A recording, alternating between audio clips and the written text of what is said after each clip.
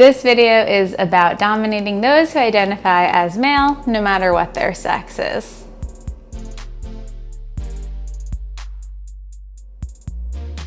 Stay tuned until the end if you want our 2021 e-guide for communication. As a thank you for watching, hit like, subscribe, and the bell for new videos Wednesdays at 9 a.m. Eastern Standard Time.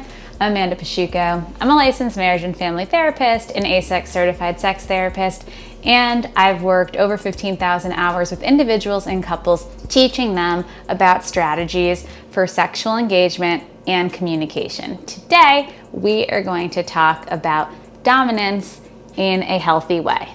The first thing that we need to be aware of is consent. Make sure that the people you are playing with or having sex with are giving you their consent to be doing so.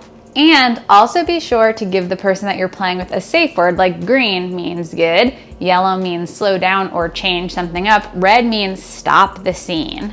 Next tip. Understand role play. You're kind of putting on this role of being dominant like a coat. It might not be who you are all the time, or it could be something that you use a lot in your day. However, for this specific sexual scene, you're gonna put on the role of dominant or the one in charge as a role to go through the rest of the sexual scene or the play scene with.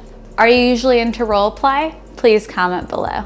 Next, you want to be sure to set the time and the day. Be sure that the person that you're going to dominate has some idea that that's what they're going to do later, because if they don't, their mind doesn't necessarily get primed in the same way, so that you might not be on the same page when you get to the sexual scene. So be sure to give them a little bit of warning, whether it be a few hours, an hour, some type of buffer, so that that person can start sinking into the mind space of what they're going to be doing in that scene. Tip 4, dress the part. Be sure you have a lot of different props or outfits to put on. When you dress the part, it's kind of easier to be in that part.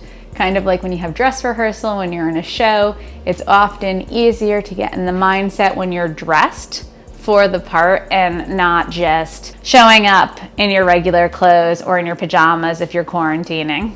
And last tip, be sure that you discuss who is doing the actions. Just because you are being the dominant and one person is being the submissive, it doesn't mean the dominant is always doing the action. Sometimes the dominant is doing an action to the submissive, and there are times where the dominant wants the submissive to do an action like oral sex for them. For whom the action is for always matters when you're playing with dominance and submission. So reminder, when you have 2 or more people, there is always who is doing the doing and for whom is that action for.